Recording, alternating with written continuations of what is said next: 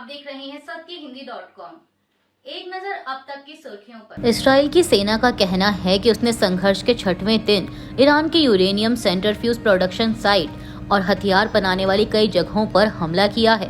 Centrifuge ऐसी मशीनें हैं जो यूरेनियम संवर्धन के लिए इस्तेमाल की जाती हैं। इस्राएली सेना ने एक बयान में कहा कि 50 से अधिक विमान से किए गए इन हमलों में तेहरान में एक सेंट्रीफ्यूज प्रोडक्शन फैसिलिटी के साथ कई हथियार बनाने वाले ठिकानों को निशाना बनाया गया।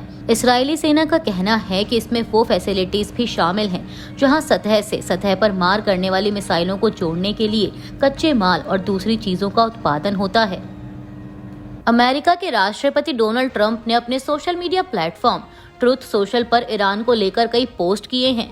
उन्होंने अपने ताज़ा पोस्ट में लिखा है कि बिना शर्त सरेंडर। ट्रंप ने एक और पोस्ट में लिखा कि हमें पता है कि ईरानी सुप्रीम लीडर कहाँ हैं, लेकिन अभी हम उन्हें नहीं मारेंगे। हमें अच्छी तरह पता है कि तथाकथित सुप्रीम लीडर कहाँ छिपे हुए हैं। वह एक आसान निशाना है, लेकिन फिलहाल वहाँ सुरक्षित हैं। ट्रंप ने कहा कि हम उन्हें अभी हटाने नहीं जा रहे हैं, कम से कम अभी तो नहीं, लेकिन हम यह भी नहीं चाहते कि आम नागरिकों या अमेरिकी सैनिकों पर मिसाइलें दागी जाएं। हमारा सब्र अब खत्म होता जा रहा है। वहीं इससे कुछ ही मिनट पहले ट्रंप ने कहा था कि ईरान के आसमान पर अब हमारा पूरा नियंत्रण है। उन्होंने कहा कि ईरान के पास अच्छे स्काई ट्रैकर्स और अन्य रक्षा उपकरण थे और बड़ी मात्रा में थे, लेकिन वे अमेरिका में बने, डिजाइन किए और तैयार किए गए उपकरणों की बराबरी नहीं कर सकते। अमेरिकी राष्ट्रपति ने आखिर में कहा कि कोई भी इसे अमेरिका से बेहतर नहीं कर सकता। प्रधानमंत्री मोदी के राष्ट्रपति ट्रंप को फोन करने और यह स्पष्ट करने कि पाकिस्तान के अनुरोध के बाद ऑपरेशन सिंदूर को रोका गया था। इस पर आरजेडी नेता मनोज झा ने कहा कि वैश्विक स्तर पर पीआर प्रबंधन की आवश्यकता है। भारत किसी भी चीज की मांग क्यों करेगा। राष्ट्रपति ट्रंप ने 15 बार इसका उल्लेख किया है, जिससे भारत चर्चा का विषय बन गया है। पीएम मोदी और राष्ट्रपति ट्रंप के बीच संवाद इस बारे में होना चाहिए कि आप ऐसे बयान क्यों देते हैं और बच निकलते हैं। मनोज झा ने कहा कि ऐसी स्थिति में सभी सांसद पीएम मोदी के साथ एकजुट होंगे। उन्होंने कहा कि मैं सीधे तौर पर कहना चाहता हूं कि मैं अपने प्रधानमंत्री पर भरोसा करूंगा, लेकिन बात अब बहुत आगे बढ़ गई है। डोनाल्ड ट्रंप ने 14 से 15 बयान दिए हैं। आज भी एक तरफ मिस्री जी ने वीडियो जारी किया और दूसरी तरफ मैं व्हाइट हाउस की ब्रीफिंग देख रहा हूं। दोनों में समन्वय सामंजस्य की कमी है। इसलिए हम सब बार बार कहते हैं कि संसद का सत्र तुरंत बुलाया जाना चाहिए। देश का एक स्वर अमेरिकी राष्ट्रपति तक जाना चाहिए। अमेरिकी राष्ट्रपति के साथ प्रधानमंत्री मोदी की बातचीत और यह स्पष्ट करने कि पाकिस्तान के अनुरोध के बाद ऑपरेशन सिंदूर रोका गया। इस पर शिवसेना यूबीटी सांसद संजय राउत ने कहा कि मोदी के लोग यह कह रहे हैं, लेकिन राष्ट्रपति ट्रंप को इस बारे में ट्वीट करना चाहिए और कहना चाहिए कि वह अपने शब्द वापस लेते हैं। अब प्रधानमंत्री जो कहेंगे उस पर कौन विश्वास करेगा।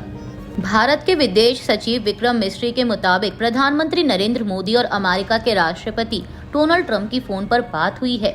मिस्री ने कहा कि पहलगाम आतंकी हमले के बाद दोनों नेताओं की यह पहली बातचीत थी, इसलिए प्रधानमंत्री मोदी ने राष्ट्रपति ट्रंप से ऑपरेशन सिंदूर के बारे में विस्तार से बात की।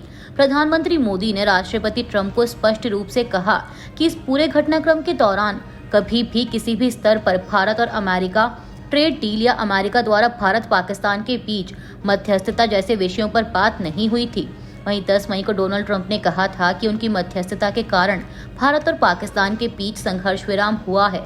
उस समय भी भारत ने किसी किस्म की मध्यस्थता से इनकार किया था।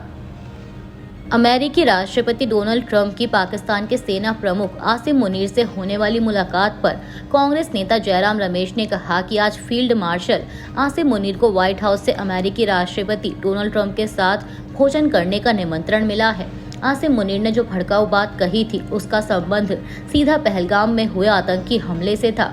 मैं समझता हूं कि व्हाइट हाउस में ऐसे व्यक्ति को भोजन के लिए आमंत्रित करना हमारी कूटनीति और प्रधानमंत्री मोदी के लिए एक बहुत बड़ा झटका है। अमेरिकी राष्ट्रपति डोनाल्ड ट्रंप बुधवार को पाकिस्तान के सेना प्रमुख आसिम मुनीर से मुलाकात करेंगे। ट्रंप और मुनीर की मुलाकात व्हाइट हाउस में दोपहर 1 बजे होगी। इस दौरान मीडिया की मौजूदगी नहीं होगी। बता दें कि आसिम मुनीर 14 जून से अमेरिकी यात्रा पर हैं। ट्रंप के साथ उनकी ये मुलाकात पहले से तय थी। हालांकि ट्रंप और मुनीर की मुलाकात ईरान और इसराइल के बीच बढ़ते तनाव के दौरान हो रही है। ईरान और पाकिस्तान पड़ोसी देश हैं। ईरानी मीडिया के अनुसार मुनीर ने हाल ही में मई के आखिर में ईरानी सशस्त्र बलों के chief of staff Mohammad Hossein Bagheri से मुलाकात की थी, जिनकी 13 जून को इसराइल के हवाई हमले में मौत हो गई। भारतीय अंतरिक्ष यात्री शुभांशु शुक्ला सहित 4 अंतरिक्ष यात्रियों को अंतर्राष्ट्रीय अंतरिक्ष स्टेशन ले जाने वाले मिशन एक्सियम 4 को फिर से स्थगित कर दिया गया है।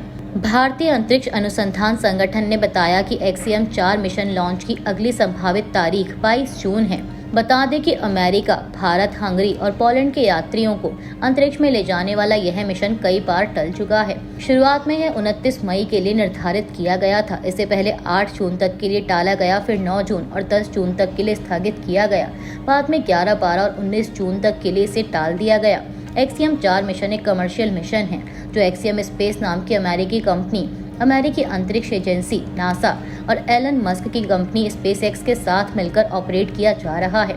मिशन के तहत अंतरिक्ष यात्रियों को अमेरिका के फ्लोरिडा में मौजूद नासा के केनेडी स्पेस सेंटर से स्पेसएक्स के फॉल्कन 9 रॉकेट से ISS भेजा जाना है।